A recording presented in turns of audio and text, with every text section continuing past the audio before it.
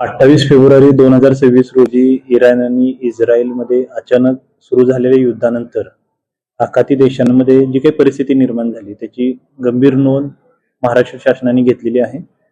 माननीय मुख्यमंत्री कार्यालयाकडून आणि राज्याच्या आपत्ती व्यवस्थापन कक्षाकडून आलेल्या सूचनानुसार आपला जिल्हा आपत्ती व्यवस्थापन कक्ष त्या सूचनांची अंमलबजावणी करत आहे आणि आपल्या जिल्ह्यातील जे टूर्स ऑपरेटर्स आहेत त्यांच्याकडून पण आपण माहिती घेतली. तर तात्काळ आपण जी माहिती घेतलेली होती त्यानुसार 3 टूर ऑपरेटर्सच्या यांच्या माहितीनुसार साधारणतः 100 पर्यटक आपले दुबईमध्ये गेलेले होते. त्यांचा डेटाबेस आपल्याला समजला. त्यासोबतच राज्य शासनाच्या सूचनेनुसार आपण आपला जिल्हा आपत्ती व्यवस्थापन कक्षाचा जो संपर्क क्रमांक आहे तो सर्व लोकांना शेअर करून ज्या ज्या लोकांचे नातेवाईक आखाती देशांमध्ये नोकरीनिमित्त किंवा पर्यटनानिमित्त किंवा यात्रेनिमित्त गेलेले आहेत त्यांची माहिती देण्यासाठी कळवलेलं आहे.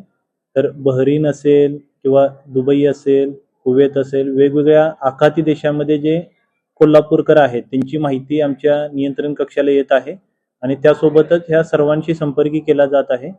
सर्व कोल्हापूरकर जे आखाती देशामध्ये आहेत ते सुरक्षित आहेत अशी आत्ताची माहिती आहे आणि आम्ही त्यांना विनंती केलेली आहे की स्थानिक प्रशासनाने आणि स्थानिक शासनाने ज्या ज्या काही सूचना केलेल्या असतील त्यांचं आपण सर्वांनी तंतोतंत पालन करावं, परिस्थितीवरती लक्ष ठेवावं आणि शासनाकडून ज्या सूचना येतील त्या त्यांना वेळोवेळी कळवल्या जातील. तर आता सर्वजण सुरक्षित आहेत. परत एकदा मी आवाहन करतो की सर्व कोल्हापूरकरांचे ज्यांचे नातेवाईक आखाती देशामध्ये आहेत त्यांची माहिती जशी जशी आम्हाला कळवली जाईल तशी त्यांची माहिती अपडेट केली जाईल आणि शासनाकडून पुढील ज्या काही सूचना असतील त्याचं त्या ठिकाणी पालन केलं जाईल. त्यांना परत आणण्यासंदर्भात ते मी आता सांगितलं तसं शासनाकडून जी काही सूचना येईल आता तरी सर्वजण सुरक्षित आहेत, सुरक्षित जागी आहेत.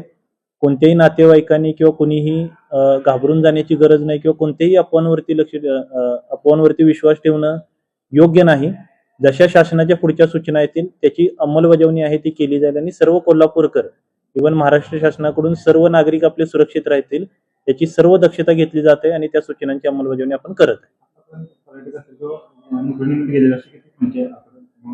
साधारणतः मी आता सांगितलं तसं दुबईमध्ये 100च्या आसपास पर्यटक गेलेले आहेत आणि एक 30 ते 40 जे वेगवेगळे जे आपले लोक तिथे नोकरीनिमित्त किंवा वेगळ्या कारणानिमित्त आहेत त्यांची माहिती आतापर्यंत आपल्या नियंत्रण कक्षाला आलेली आहे. जशी जशी माहिती येत जाईल तशी ती अपडेट होत जाईल.